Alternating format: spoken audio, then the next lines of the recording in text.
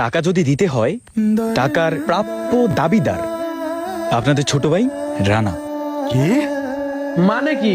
ভাই মানে কিছু না, আমি বেশি কথা বাড়াতে চাচ্ছি না। আমার ড্রাইভার আমার জন্য অপেক্ষা করছে। আপনার বড় ভাই আমাকে যেটা বলেছে আমি সেটাই করতে যাচ্ছি। আপনার বড় ভাই আমাকে বলেছে এই টাকার প্রাপ্য দাবিদার যে তাকেই যেন টাকাটা দেওয়া হয়। আমি আপনার ছোট ভাইকে চুজ করেছি। আপনার ছোট ভাই পুরো 15 লক্ষ টাকা পাবে। আরে ভাই, আপনি কেন বুঝতেছেন না? এখন তো আমি এদের বড় ভাই। টাকাগুলো আপনি আমার হাতে দেন, আমরা 3 ভাই মিলে ভাগ করে নিবানি। কি কোস? হ্যাঁ ভাই তো ঠিকই বলছে। আমাদের 3 ভাইয়ের ভিতরে অনেক মিল। আর আমাদের বড় ভাই আমাদের মাথার মুকুট ছিল। আরে থামেন,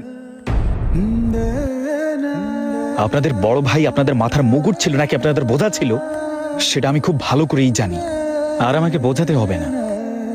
যে মানুষটা তিল তিল করে নিজে কিছু না করে আপনাদের জন্য করেছে, আর সেই মানুষটা আপনাদের শোকে এ দুনিয়া থেকে বিদায় নিয়েছে।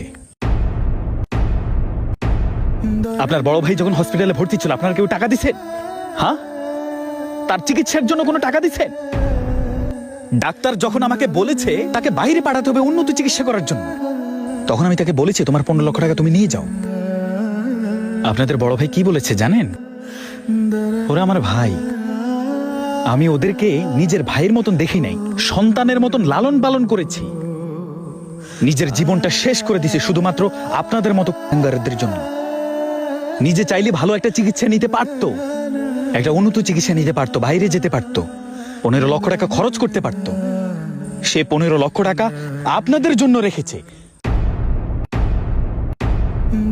আর যখন দেখেছে নিজের শেষ সম্বলটুকু শেষ করে দিয়েছে চিকিৎসার জন্য, কিন্তু আফসোস আপনাদের মতো নিমক হারামিদের কোনো ভালোবাসা পায়নি, কোনো প্রতিশ্রুতি পায়নি।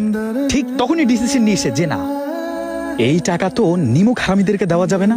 কোনো বেঈমান একজন সৎ মানুষের ঘামে অর্জিত টাকা নিতে পারে না। তারপরেই আমি তার ছোট ভাইকে সিলেক্ট করেছি।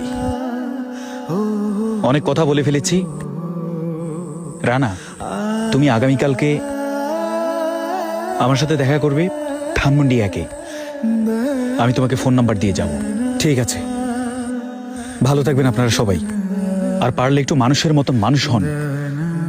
অহংকার করবেন না, কখনো লোভ করবেন না। লোভ, অহংকার, হিংসা মানুষকে ধ্বংস করে দেয়। এই টাকা পয়সা চিরদিন থাকে না। একটাবার সাদা কাপড়ে জড়ান, দেখবেন যে খেল খতম। মানুষের ভালো সম্পর্ককে সবচেয়ে